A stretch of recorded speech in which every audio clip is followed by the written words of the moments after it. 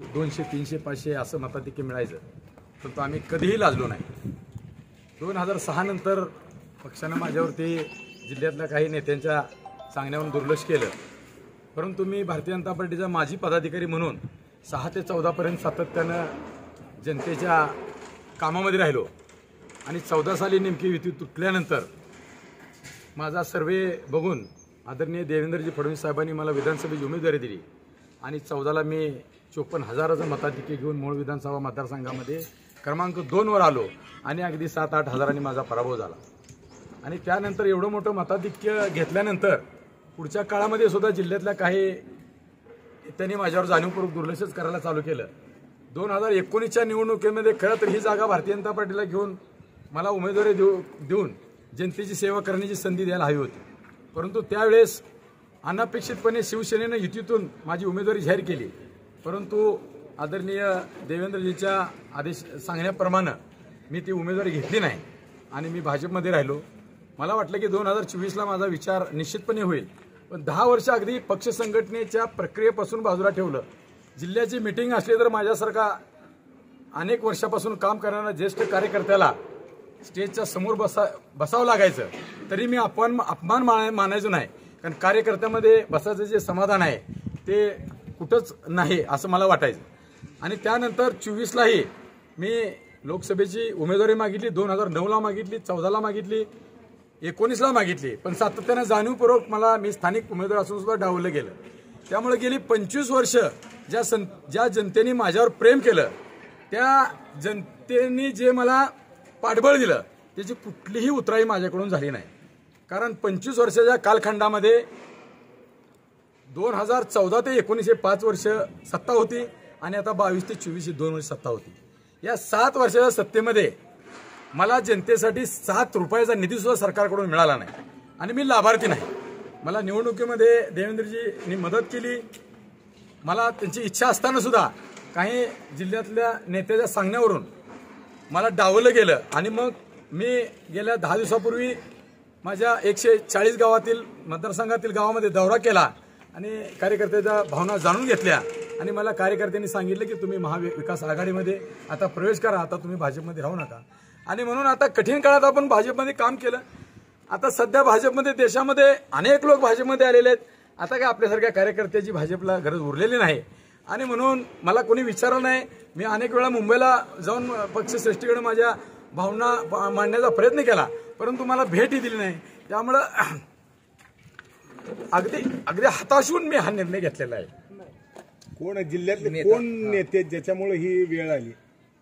मी आता पक्ष सोडल्यामुळं आता कुणावर टीका करणार नाही. माझ्या त्यांना शुभेच्छा आहेत. 25 वर्ष तुम्ही काम केलं भाजपमध्ये, जुन्या कार्यकर्त्याला किंमत राहिली नाही म्हणून तुमच्या डोळ्यात अश्रू येतील. बरोबर. फडणवीसांनी याच्यात काही हे केलं नाही, हस्तक्षेप. मला 1 महिना भेट दिली नाही, ह्याच्यापेक्षा माझं दुसरं दुर्दैव काय नाही. आणि मी आता शरद पवार साहेबांच्या नेतृत्वाखाली खंबीरपणे या तालुक्यामध्ये लढणार आहे आणि 2024ची विधानसभेची निवडणूक साहेबांनी मला आशीर्वाद दिलाय, लढवणार आणि जिंकणार आहे. बाहेरच्या पक्षातील लोक आयात झाल्यामुळे निष्ठावंत कार्यकर्ते भाजपला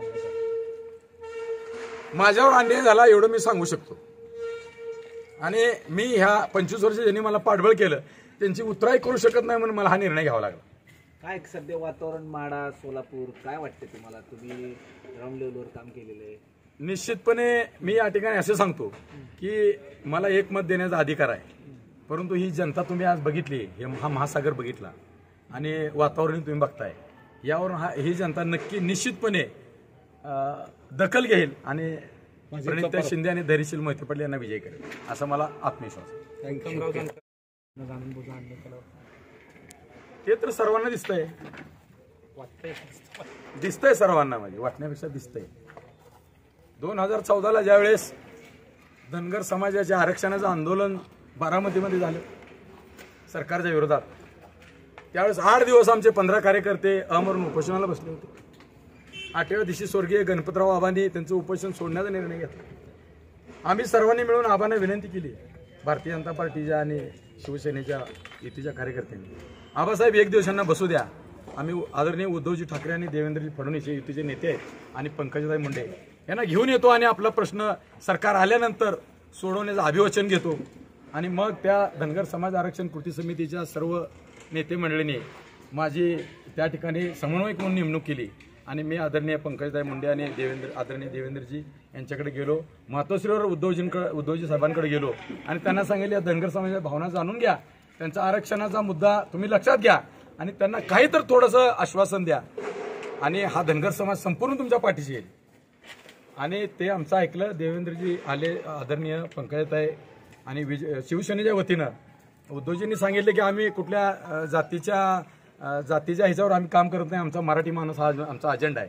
तरीही साहेबांना मी विनंती केली, विजय शिवतारेनं त्यांनी पाठवून दिलं आणि त्या बारामतीच्या महाराष्ट्रातील धनगर समाजाच्या मेळाव्यामध्ये स्वर्गीय गोपीनाथ मुंडे त्यावेळेस नव्हते. देवेंद्रजी फडणवीस साहेब आणि पंकजताई मुंडे, आमचे महादेव जानकर साहेब, राम शिंदे साहेब यांनी धनगर समाजाला आश्वासन दिलं की आमचं सरकार सत्तेवर द्या, आम्ही दुसऱ्या कॅबिनेटमध्ये तुम्हाला आश्वासन दिलं. आणि त्यामुळं 10 वर्ष गेली, 5 वर्ष सरकार गेलं, दुसऱ्या 5 वर्ष सरकार गेलं, धनगर समाज आरक्षणापासून वंचित राहिला. ह्याच्यापेक्षा मोठं दुःख कुठलं नाही. थँक्यू.